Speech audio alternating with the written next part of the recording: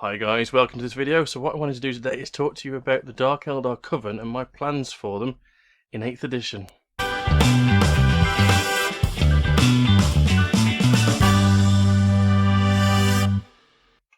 Right then, so rather than looking at my ugly mug, I thought while I'm talking I'll show you the army I'm planning on using for my intro games. And go through the points as well. So basically, there's some overall stuff. So the power from pain table looks pretty interesting. The first thing it does is give you a 6-up, essentially a feel no pain. But basically what it is, it's an ignore a wound after it's been caused. So you take your normal save. If you fail it on a 6+, you can ignore it. And there's lots of other things that the power from pain table does, including at, I think it's turn 4, no more running away, which is awesome. So those are basically the main points of the army. That and the normal troops move 7 inches. Even these big fellas and these ones here are moving 7 inches, which is fantastic. I'm really enjoying that fact. So this is 1,000 points that I've worked up here. I'll quickly go over it. So the Homunculus, I'm going to take 2 in this list because what they've got is they've got a 6-inch bubble around them. Excuse this one that's got a snapped pistol. I need to replace that. They've got a 6-inch bubble around them, giving everything +1 toughness. At the moment, that includes the vehicles, which is a bit strange. The reason it does is because the vehicles can be classed as Cabal, Witch Cult, or indeed the Homunculus Coven. So I've got 4 of these. I'm using 2 of them in my list here. And they got a little bit better, to be honest. 2 ups for hitting in close combat and also for shooting, so there is that. But their list of things they can take has been significantly shortened over 7th edition, but maybe we'll get extras when the Dark Eldar Codex comes out. So behind them we've got 2 units of 9 racks. And the reason there's 9 is because one of them, they're going to be taking one of these in with them. Now the racks got pretty interesting. So they're 10 points each, minimum of 5, and in that 5 you get to take a, if I can find him, Hex Rifle. Now the reason that a Hex Rifle is particularly interesting in this edition is that it's actually a sniper rifle. Where is he? Oh, there he is. I haven't actually painted up the sniper rifle on this one, I've just left it basic green, so I need to finish that off. But so I'm going to have to build up some more with Hex Rifles, because Hex Rifle really wasn't worth taking in the last edition, but think about it, right? You take units of 5 of these, take lots of them, stick them in Venoms or Raiders, and you've got a super mobile sniper rifle to hit things within hit characters within 32 inches, -1 AP. I'm really liking the idea of using these guys. The rest of it's basically ablative wounds for that weapon, and the Ossifactor. Ossifactor again is quite a long-range weapon, so I'm really looking forward to using that. It's flesh. Well, what was flesh bane is now just wounding on 2+, so that can do some damage as well to high toughness models, as well as all of them doing damage to high toughness units in close combat, basically. So if I can just rush them up.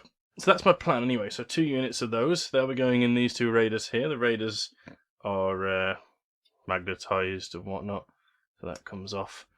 Paint job's not fantastic on these, but it'll do. That base needs finishing, of course. But that's how they look. There's 3 of those, and in the last one is a grotesque. So a grotesque basically didn't get any more wounds. I was really surprised by these guys not getting extra wounds, because there were 3 wounds in the last edition, and everything else in 40k got lots more wounds, except for these. There might be other units, but the ones I'm aware of just seems to be these guys.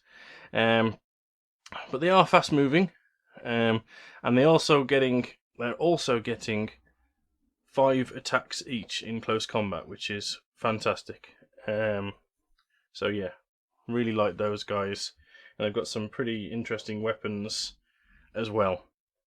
Okay, next we move on to this fella here. So the Chronos and the Talos are both getting an 8-inch movement. Luckily, I magnetized all of the bits of these guys so that I can use them in whatever configuration I want. Which is really handy for when they bring out new editions and change all the rules around. I don't need to worry about what's good and what isn't. I haven't gone over the rules fully on those guys on what's good and what isn't, but the Chronos seems to be a pain dealer. He's got access to a lot of AP -3, and this guy here has got some pretty interesting rules as well. This is the Chronos again. I've magnetized these guys like crazy, so all the weapons can be switched out. So I haven't paid all that much attention to the different weapons, except for now, instead of them being twin linked, they just seem to be 2 weapons in terms of actually what they do. They might be listed as twin linked, but they still hit with both weapons, so you're rolling for the hits for both. The splinter cannons have now become, I think it's rapid fire 3. So essentially, when you're within 18 inches, these guys are shooting 6 shots, just the same as they used to in the last one, but not up to 32. So that's a bit of a nerf to the old Venoms, but it's a bonus to these guys because these are twin linked in the last one, so they weren't as shooty. So I can be putting out, if I'm getting close enough, I can be putting out 12 shots with that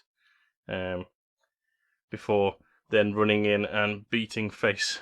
So that is basically what I'm thinking of taking, and the main points that I've taken from the whole thing. So everything's got a 5+ invuln and then a 6+ chance of ignoring wounds. So everything except for these guys, they've got invulns as well. So the whole thing has got 5+ invuln, as I understand it.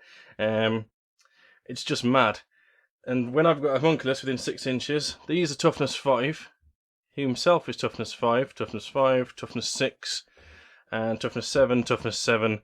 And then I think these guys are toughness 7 as well. I think they'll errata it affecting the vehicles, because it doesn't seem to make sense from a fluff standpoint. That's basically what I wanted to show you guys, what I wanted to talk about. The reason I'm excited for 8th edition and taking my Coven, I really think that these guys are going to have some tricks up their sleeves, and I'm looking forward to playing my first games with them. That's basically all I wanted to explain to you guys. Yeah. Right then, thank you very much for watching, and hopefully I'll see you in the next one. Stay well, guys.